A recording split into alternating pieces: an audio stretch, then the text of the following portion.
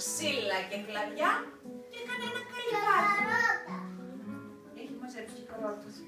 Και το χειμώνα μια χαρά ήτανε. Αλλά σαν ήρθε η άνοιξη, οι πρώτες ακτίνες του ήλιου χτύπησαν το σπίτι της Αλεπούς, εκείνο αρχίνησε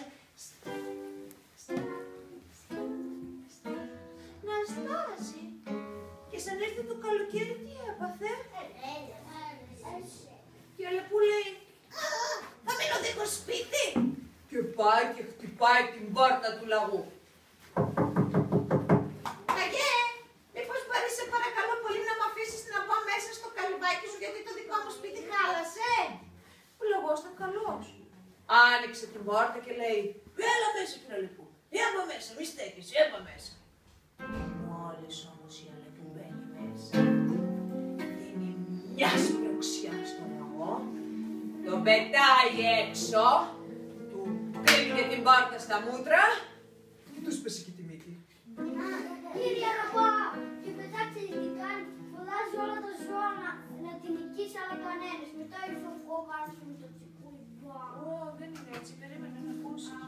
Ο καημένος ο λαγός αρχίνησε να λέει, σε παρακαλώ, άνοιξέ μου, τι είναι αυτά που κάνεις, εγώ σε έβαλα μέσα, εσύ με πέταξες έξω, σε παρακαλώ, άνοιξέ μου. Αλλά η Αλεπού δεν το ανοίγει. Ο λαγός αρχίνησε να περπατάει στο δάσος και να σκέφτεται, τι θα κάνω τώρα, πού θα πάω, άμα ανοιχτώσει εγώ πού θα κοιμηθώ. Και εκεί που πήγαινε, να σου και παρουσιάζεται μπροστά του ο σκύλος και φωνάζει και λέει, γαμ, γιατί κλαις λαγέ? Πώς να μην κλαίω, πώς να μην κλαίω, αχ ο άμυρος που να στα λέω. Μια καλύβα με κλαδιά είχα φτιάξει κι Αλεπού, στον πάγο έχει αράξει κι όλο με παρακαλά να μπει μες στην καλύβα μου, μαύρη μαύρη μοίρα μου. Μπαίνει μέσα και κουρνιάζει καλά, την αρίδα της απλώνει κι από πάνω με μαλώνει. Μου σπάσε και τη μύτη μου και με διώξα απ' το σπίτι μου. Πώς να μην κλαίω, πώς να μην κλαίω, αχ ο άμυρος που να στα λέω. Γαβλαγέ, εγώ θα πάω και θα διώξω την Αλεπού από το καλύβι. Και πάει που λέει το σκύλο απόξω από το καλύβι και στέκεται και φωνάζει και λέει, κύριε Αλεπού, κύριε Αλεπού, φεύγα που δω την τραβαλού. Αλλά η Αλεπού φεύγει. Όχι! Απλά μονάχα τα ποδάρια της και φωνάζει μέσα από το καλύβι.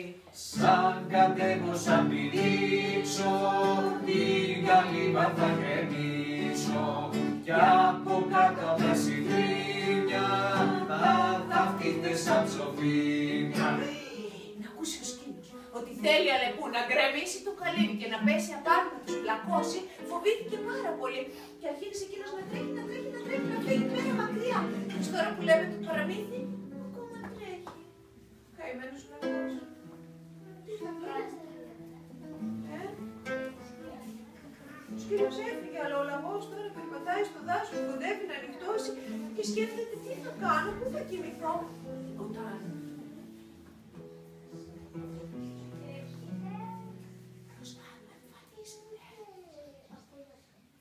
η αρκούδα η χοντρού ποδαρού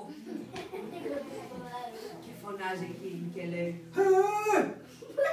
γιατί κλαις λαγέ? Πώς να μην κλαίω, πώς να μην κλαίω, αχ ο άμυρος που να στα λέω. Μια καλύβα με κλαδιά είχα φτιάξει κι Αλεπού, στον πάγο έχει αράξει κι όλο με παρακαλά να μπει μες στην καλύβα μου, μαύρη μαύρη μοίρα μου. Μπαίνει μέσα και κουρνιάζει καλά, την αρίδα της απλώνει κι από πάνω με μαλώνει. Μου σπάσε και τη μύτη μου και με διώξα απ' το σπίτι μου.